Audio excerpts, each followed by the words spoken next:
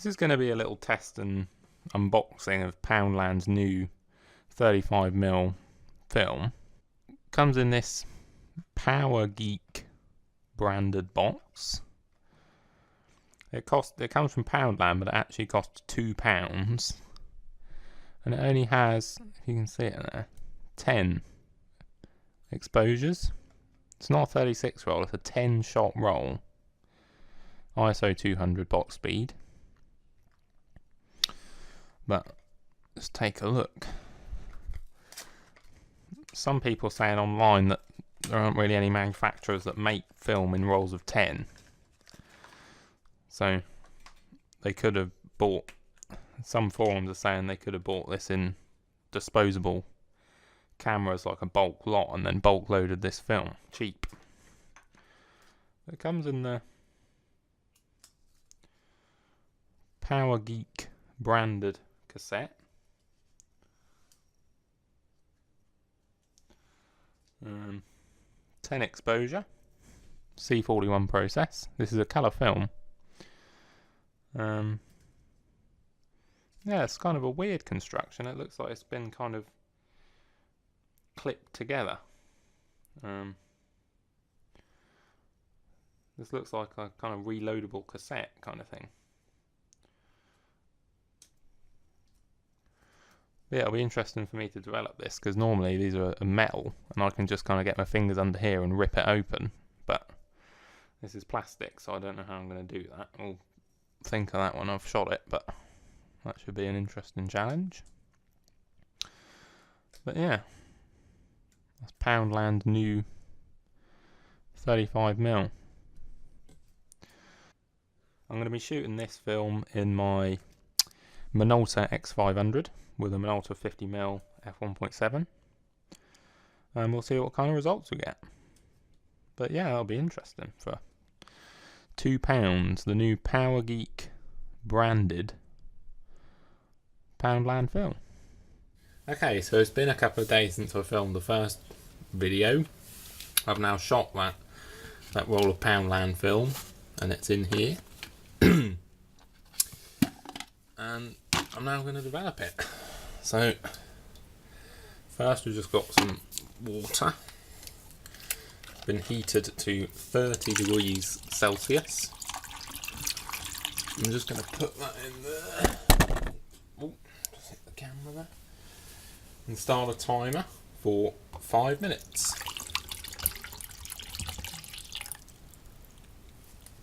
Now this is just the pre-soak for the film. I'll just leave that sitting and then I'll bring you back when it's done. Okay, so it's been 5 minutes. I'm now going to tip the water out.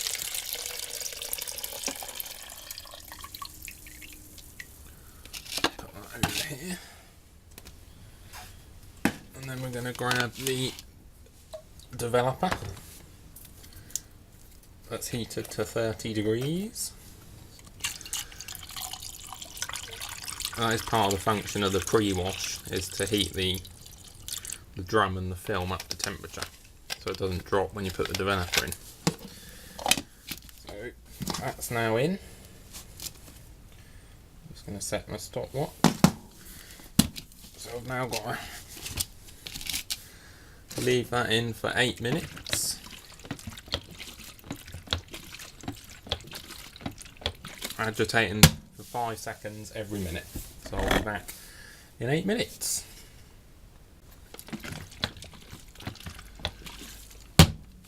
Okay, so it's been just over 8 minutes. I left it a little bit longer just because this batch of developers already developed quite a few films. So it's going to be a bit spent. But now I'm going to drain out the developer. You can see it's quite a murky colour. It starts off as a light golden colour, but it's now sort of black. But this is the last time I'm going to use this batch before I mix up some more anyway, so that's fine. So next goes in the bleach fix, also heated to 30 degrees Celsius. You don't have to rinse in between the developer and the bleach fix with this set. So I've now got to leave this for 6 minutes, agitating for 5 seconds every minute again. So I'll be back in 6 minutes.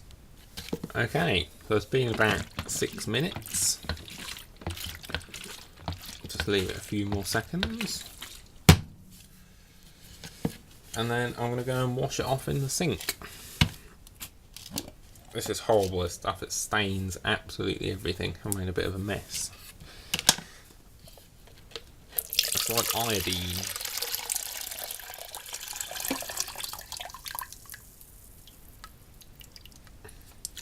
Yeah, I'm now going to go and wash this very thoroughly in the sink, and then I'm going to come back and put the stabiliser in the last step.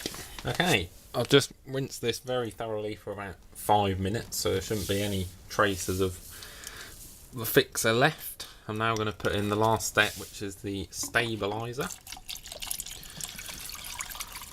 It's also got a wetting agent in to help the film dry without any spots, which is quite nice. And that only has to go in for about a minute.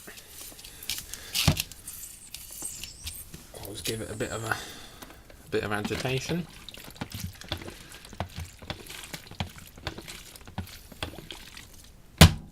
Get any bubbles out. Just leave it for about a minute. Okay, it's been a minute. Just over. I'm going to tip out stabiliser, and we should have negatives now by this point. I'm just going to go and wash my hands to get, if in case I've got any developer or anything on my fingers, and then I'll go and open it up. The truth, you don't actually have to rinse the fixer off, you just leave it, we just tip out the extra and then you leave the residue on there, so because it's got the wetting agent built in. It's a bit echoey in here, I'm in a bathroom at the moment. There's less dust. So as you can see, we've got negatives. Oh, nearly dropped it. That's close. Yeah, we've got negatives. I'm now going to hang these up to dry, and then I'll do a little look.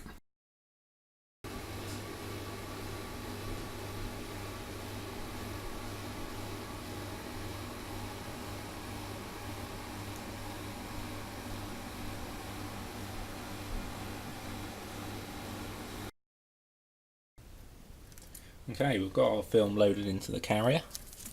Now I'm going to put it in the scanner. But all we're going to do is just put this unit in. I have cleaned the glass in the scanner already. I'm just going to do a preview scan. Turn it on. I'll just take the camera off the tripod so you can actually see what's coming up on the screen. Okay. Got our preview. Let's see.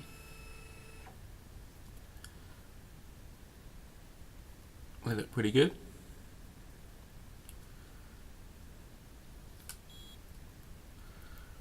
It does look, the first one's a bit weird. I'm just going to take it out and check it and do it again. Okay, we're re-previewing now. The film wasn't actually in the holder properly, it popped out a bit. This has got a curly film, it seems to curl up quite easily, so see if this comes out any better.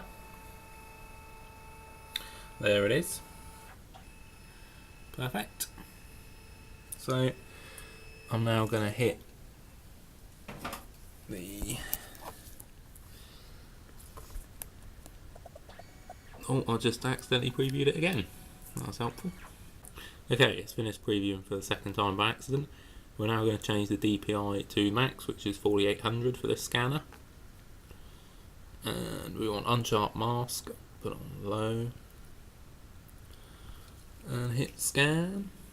I'm just going to change the prefix to, we'll put Poundland.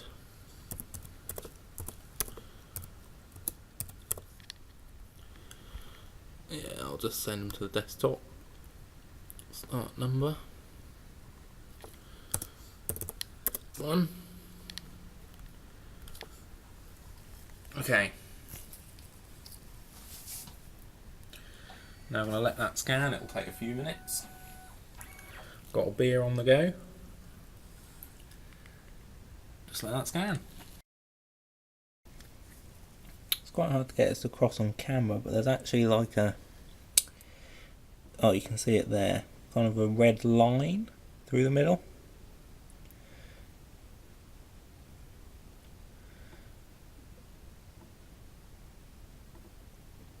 Hard to see. I don't know whether that's the film or if that's, I don't know. But there's just kind of a red line. I haven't ever had that before. It's not on the emulsion side. It's only on the clear side. So I'm not sure whether that's a one-off thing, or what I'll do is I'll buy another one of these films and then upload another video just to see if they're all like it. But it's just a little oddity I've noticed. It comes through in the photos, so I don't know. Just something worth noting. Final strip going in. Make sure that's in. There's only 4 frames on that one, so it should scan pretty quick.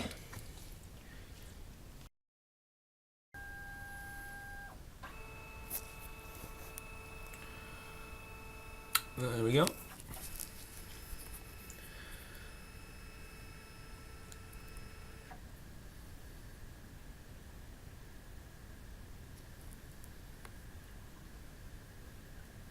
This one does have that line, but it's very faint. It's a lot fainter than the other one. I wonder if it's where I've squeegeed the film with my fingers and there's been something kind of stuck between my finger and the film. It's never happened before though. I'm not sure. It could be something where the film has been pulled out of the cassette and it's been scratched by the cassette itself, where there wasn't any felt. I think that's probably the most likely answer. But yeah, I'll scan these in and we'll see how they look.